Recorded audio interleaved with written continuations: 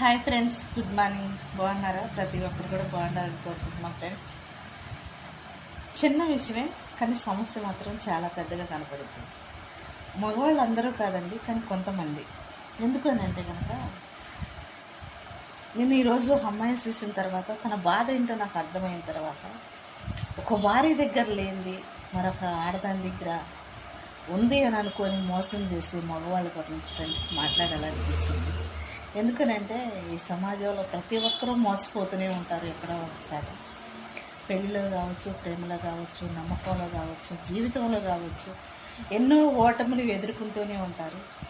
కానీ మన అనేవాళ్ళు మన చుట్టూ ఉన్నప్పుడు, మనల్ని నమ్మి న్యాయం చేసేవాడే అన్యాయానికి అక్రమాలకి గురవుతున్నప్పుడు, ఎన్నో సోదరుల మధ్యలో ఫ్యామిలీని, పిల్లల్ని, ఇబ్బందుల్ని, ఇరికిని ఒక ఆడ మంచి భరించాలన్నా, తట్టుకొని నిలబడాలన్నా ఫ్రెండ్స్, ఎందుకనంటే అది సమాజంలో ప్రతి మనిషి తలంచాల్సిన ఒక న్యాయం కాబట్టి, మగవాడికి గౌరవం విలువ ఇచ్చి ఆడది తలంచినంత మాత్రాన ఫ్రెండ్స్ అది పనికిరానట్టు కాదండి. ఒక లంజ్ అయినంత మాత్రాన అది పనికొచ్చేది, అది సమాజంలో విలువైనది అని చెప్పేసి కట్టుకున్న భార్య దగ్గర లేని ఆనందం, సంతోషం ఒక బజార్ లంజల దగ్గర ఉంది అని బతికే నా కొడుకులకి ఏం చెప్పాలో ఫ్రెండ్స్, మీరే ప్రతి ఒక్కరికి వీడియో సమాధానం చెప్పండి ఫ్రెండ్స్. ఎందుకంటే చాలామంది